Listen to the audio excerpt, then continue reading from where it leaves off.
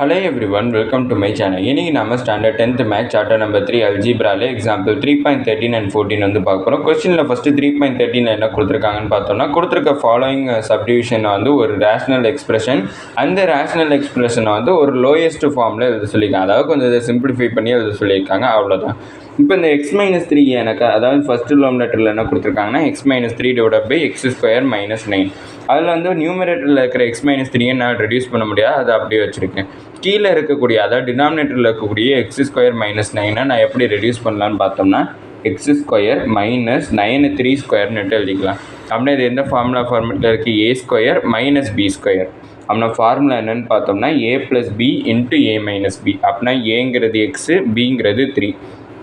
அப்படின்னா x + 3 × x - 3 எழுதிக்கலாம். அப்படின்னா இந்த x - 3 இந்த x - 3 கேன்சல். அப்படின்னா 1/x + 3 ஒரு லோயஸ்ட் ஃபார்மில் நான் இதை எழுதியாச்சு. அடுத்தது செகண்ட் சப்டிவிஷனில் நியூமரேட்டர் அண்ட் டினாமினேட்டர் ரெண்டுமே நம்ம சிம்பிளிஃபை பண்ண போகிறோம். ஃபஸ்ட்டு நியூமரேட்டரில் என்னென்னு பார்த்தோம்னா x² - 16 கொடுத்துருக்காங்க.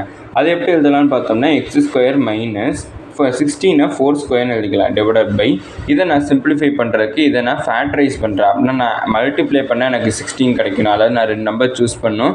அந்த 2 நம்பரை மல்டிப்ளை பண்ணால் 16, ஆட் பண்ணால் 8 வந்து கிடைக்கணும்.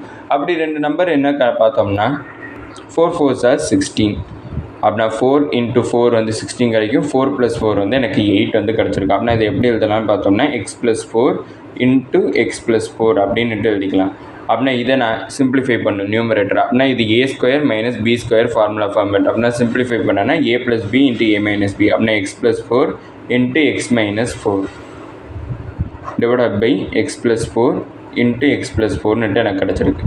அப்படின்னா இங்கே ஒரு x + 4 x + 4 கேன்சல். அப்படின்னா மீதி எனக்கு ஒரு x - 4 டிவைடட் பை x + 4 கிடச்சிருக்கு. இதான் இதோட லோயஸ்ட் ஃபார்ம். அடுத்து எக்ஸாம்பிள் 3.14. அடுத்த எக்ஸாம்பிள் 3.14ல் கொஸ்டின் என்ன கொடுத்துருக்காங்கன்னு பார்த்தோம்னா ஃபாலோயிங் த அல்ஜிப்ரிக் எக்ஸ்பிரஷனை வந்து நான் ஒரு எக்ஸ்க்ளூடர் ஃபார்மாக எழுதணும். எக்ஸ்க்ளூடர் ஃபார்ம்னா ஒன்றுமே இல்லை, நம்ம கொடுத்துருக்கக்கூடிய அல்ஜிப்ரிக் எக்ஸ்பிரஷனை அன்டிஃபைன்டு ஃபார்மில் எழுதணும். அன்டிஃபைன்டு ஃபார்முங்கிறப்ப எனக்கு டினாமினேட்டரில் 0 வர்ற மாதிரி எழுதணும். அவ்வளோதாங்க. இப்போ வந்து பார்த்தோம்னா எனக்கு இங்கே x + 10 டிவைடட் பை 8x கொடுத்துருக்காங்க.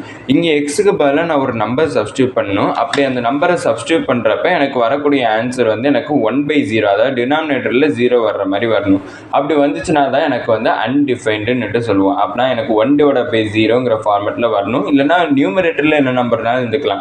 டினாமினேட்டரில் எனக்கு 0 வர்ற மாதிரி எழுதணும். அப்படின்னா ஃபர்ஸ்ட் சப்டிவிஷனில் நான் எக்ஸுக்கு பதிலாக 0 வந்து சப்ஸ்டியூட் பண்ணுறேன். எக்ஸுக்கு பதிலாக 0 சப்ஸ்டியூட் பண்ணேன்னா அப்படின்னா x + 10 டிவைடட் பை 8 × 0. அப்படின்னா x + 10 டிவைடட் பை 0 கிடச்சிச்சு. எனக்கு டினாமினேட்டரில் 0 கிடச்சிச்சு. அப்படின்னா எக்ஸோட வேல்யூ 0 இருக்கிறப்ப தான் எனக்கு வந்து அந்த அல்ஜிப்ரிக் எக்ஸ்பிரஷன் அன்டிஃபைன்டாக மாறுது. அப்படின்னா the excluded value is 0 அப்படிங்கிறத கண்டுபிடிச்சாச்சு. அடுத்து செகண்ட் சப்டிவிஷன். இப்போ செகண்ட் சப்டிவிஷனில் 7p + 2 divided by 8p² + 13p + 5 இருக்குது. நம்மளுக்கு தேவை எக்ஸ்க்ளூடட் வேல்யூ. எக்ஸ்க்ளூடட் வேல்யூவில் வந்து பார்த்தோம்னா நம்ம டினாமினேட்டரை மட்டும் பார்த்தா போதும். டினாமினேட்டரில் 0 வரணும்னா அது நான் ஃபஸ்ட்டு ஃபேக்டரைஸ் பண்ணணும். ஃபேக்டரைஸ் பண்ணேன்னா இங்கே 8 × 5 வந்து 40 ஆயிரும். அடுத்து ஒரு 13.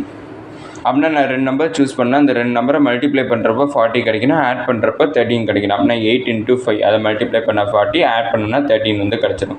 அதை நான் எதாவது டிவைட் பண்ணணும்னு பார்த்தோம்னா 8ஆல் டிவைட் பண்ணணும். ஏன்னா இந்த 8யும் 5யும் நம்ம மல்டிப்ளை பண்ணிக்கிட்டோம். அப்படின்னா இது 2 கேன்சல் ஆயிரும். இது எனக்கு 5 டிவைடட் பை 8 கிடச்சிருக்கும். அப்படின்னா 7p டிவைடட் பை 2 × இந்த இடத்துல பார்த்தோம்னா எனக்கு என்ன கிடச்சிருக்குன்னு பார்த்தோம்னா p + 1 × p + 5/8 எனக்கு கிடச்சிருக்கும். இப்போ இந்த இடத்துல பார்த்தோம்னா பிக்கு பதிலாக ஒரு வேல்யூ சப்ஸ்டியூட் பண்ணணும். அப்படி சப்ஸ்டியூட் பண்ணுறப்ப எனக்கு 0 வரணும். அப்படின்னா பிக்கு பதிலாக நான் -1 சப்ஸ்டியூட் பண்ணுறேன். இங்கே -1 சப்ஸ்டியூட் பண்ணேன்னா -1 + 1 வந்து எனக்கு 0 கிடச்சிடும். ஃபுல்லாக டினாமினேட்டர் 0 ஆகிடும்.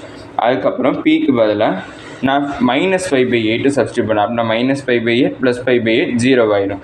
அப்படின்னா எனக்கு எக்ஸ்க்ளூடட் வேல்யூ என்னென்னு பார்த்தோம்னா the excluded value is -1 and -5/8. இதான் எனக்கு எக்ஸ்க்ளூடட் வேல்யூவாக இருக்குது. இந்த வேல்யூ சப்ஸ்டியூட் பண்ணுறப்ப எனக்கு ஹோல் டேர்மு அன்டிஃபைன்டாக மாறிடும். அதாவது டினாமினேட்டரில் 0 கிடச்சிடும். அடுத்து தேர்ட் சப்டிவிஷன். அடுத்து தேர்ட் சப்டிவிஷனில் வந்து பார்த்தோம்னா இதுக்கு எக்ஸ்க்ளூடர் வேல்யூவே கிடையாது. ஏன்னுட்டு பார்த்தோம்னா x/x² + 1 எக்ஸுக்கு பதிலாக நம்ம 0வே சப்ஸ்டியூட் பண்ணாலும் 0 + 1 வந்து எனக்கு 1 வந்து கிடச்சிடும். அதுக்கு பதிலாக நான் வந்து 1 சப்ஸ்டியூட் பண்ணுறேன், 2 சப்ஸ்டியூட் பண்ணுறேன், எந்த வேல்யூனாலும் நீங்கள் சப்ஸ்டியூட் பண்ணி பாருங்கள். எக்ஸுக்கு பதிலாக எனக்கு வந்து எக்ஸ்க்ளூடர் வேல்யூ வந்து கிடையாது, அதாவது டினாமினேட்டரில் எனக்கு 0 கிடைக்கவே கிடைக்காது. அதனால் there is no excluded value. இதோட இந்த வீடியோ முடிஞ்சிச்சு. மறக்காம நம்ம சேனலை சப்ஸ்கிரைப் பண்ணி சப்போர்ட் பண்ணுங்கள். நீங்கள் கொடுக்கக்கூடிய ஒவ்வொரு சப்ஸ்கிரைபும் எனக்கு மிகப்பெரிய சப்போர்ட்டாக. அப்புறம் இந்த வீடியோ பிடிச்சிருந்தாலும் லைக் பண்ணுங்கள். அப்புறம் ஏதாச்சும் டவுட்ஸ் இருந்தாலும் நான் ஏதாச்சும் இம்ப்ரூவ் பண்ணணும்னு நினச்சிங்கனாலும் அதை மறக்காமல் கமெண்ட் செக்ஷனில் சொல்லுங்கள். தேங்க்யூ.